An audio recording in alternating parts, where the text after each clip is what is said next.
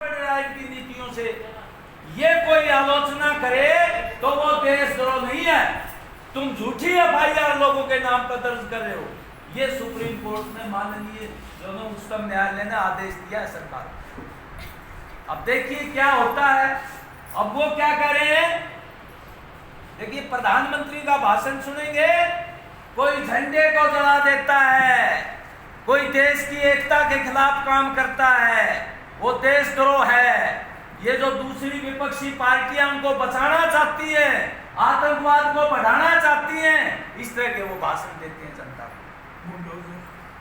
अब देखिए, आप कोई विद्यार्थी पढ़ रहा है, आंदोलन कर रहा है, किसान आंदोलन कर रहे हैं, मजदूर आंदोलन कर रहे हैं, हड़ताल कर रहे हैं, आपने कानून थोप दिए उनके ऊपर। किसानों की आप जो उनके हक हैं, उनके अधिकार हैं, एमएसपी की संवैधानिक गारंटी हो, फसल का एमएसपी पर खरीद हो, लाभकारी दाम पर हो, सार्वजनिक वितरण प्रणाली पर गरीब लोगों को 2 रुपए किलो अनाज उपलब्ध कराया जाए, रोजगार मांगने के लिए 3 साल से भर्तियां नहीं हो रही सेना में, अगर कोई प्रदर्शन करता है, सरकार की आलोचना करता है, तो वो देशद्रोह है। ये अभी बहस चल रही है सुप्रीम कोर्ट में। आने वाले टाइम में सुप्रीम कोर्ट का ये है कि भाई ये धारा खत्म होनी चाहिए, अंग्रेजों के टाइम की थी, इसका मिसयूज हो रहा है और जितने भी केस हैं फर्जी निकल रहे हैं। अभी एक डॉक्टर थे, वो उनको गिरफ्तार किया था कि ये देशद्रोह है के मुकदमे में, सुप्रीम कोर्ट ने कहा कि इनको झूठा गिरफ्तार किया है। वो डॉक्टर का नाम है, वो कबीर खान है। ये झूठा मुकदमा था, 6 महीने जेल में रहे वो देशद्रोह के मुकदमे। कई विद्यार्थियों पर देशद्रोह के मुकदमे लगा रखे। तो ये हालत है। तो हम इसलिए कहना चाहते हैं, मजदूर को, किसान को, महिलाओं को, नौजवानों को, छात्रों को इकट्ठा होकर लड़ाई लड़नी पड़ेगी। जब तक इकट्ठे नहीं होंगे, ताकत नहीं बनेगी, तब तक ये लोग पूंजीपति, अब देखिए ना कितना मुनाफा पूंजीपतियों को हो रहा है। अब एक पूंजीपति अडानी है, उसका 1 साल में 43 अरब डॉलर संपत्ति बढ़ गई है। बताओ, गरीब आदमी को रोजगार नहीं मिलता, गरीब आदमी को रोजगार नहीं मिलता, पढ़ाई नहीं करवा पाता, इलाज नहीं करवा पाता। उस कोरोना काल में पहले नोटबंदी लागू हुई, सारा सब कुछ ठप हो गया, फिर जीएसटी लगा दिया, महंगाई बढ़ गई, फिर कोरोना आ गया।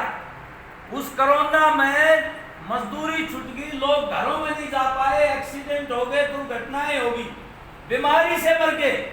अब यूएनओ का जो वर्ल्ड हेल्थ ऑर्गेनाइजेशन है, वो कहता है दुनिया में 1.5 करोड़ लोग मरे इससे, कोरोना से। हिंदुस्तान में 47 लाख लोगों की मौत हुई है, सरकार कह रही है 4.5 लाख मरे।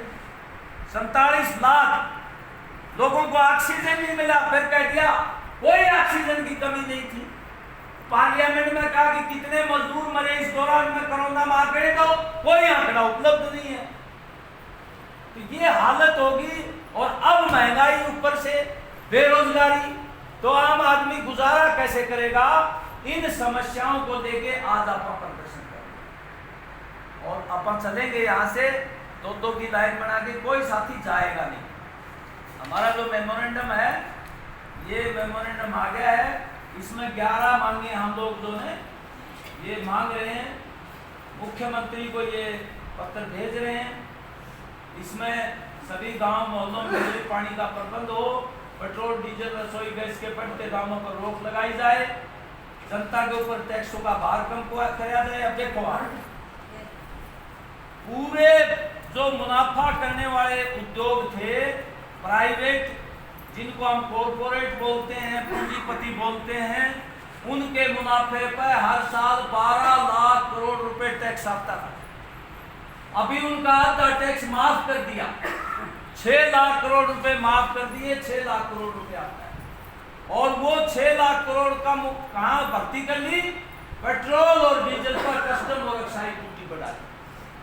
100 रुपए टैक्स आता था 2014 में, 4 रुपए टैक्स से पेट्रोल और डीजल के ऊपर आता था, आज 11 रुपए पेट्रोल और डीजल का आता है, 100 रुपए। यानी अप्रत्यक्ष कर जनता पर लगने वाले बढ़ रहे हैं, पूंजीपतियों को छूट दे रहे हैं। यानी जनता पर लगने वाले टैक्स बढ़ा रहे हैं, पूंजीपतियों के टैक्स को छूट दे रहे। अब 6-7 लाख करोड़ रुपए बड़े बड़े पूंजीपतियों के बैंकों के पैसे माफ कर दिए। आम आदमी को तो कोई पोस्ट ऑफिस में है, कोई खाता कोई बैंक में है, उसके रेट ऑफ इंटरेस्ट कम कर दिए। ये हालत है। तो इसलिए ये लड़ाई तो बड़ी कठिन है, नीतियां बदलने की लड़ाई है।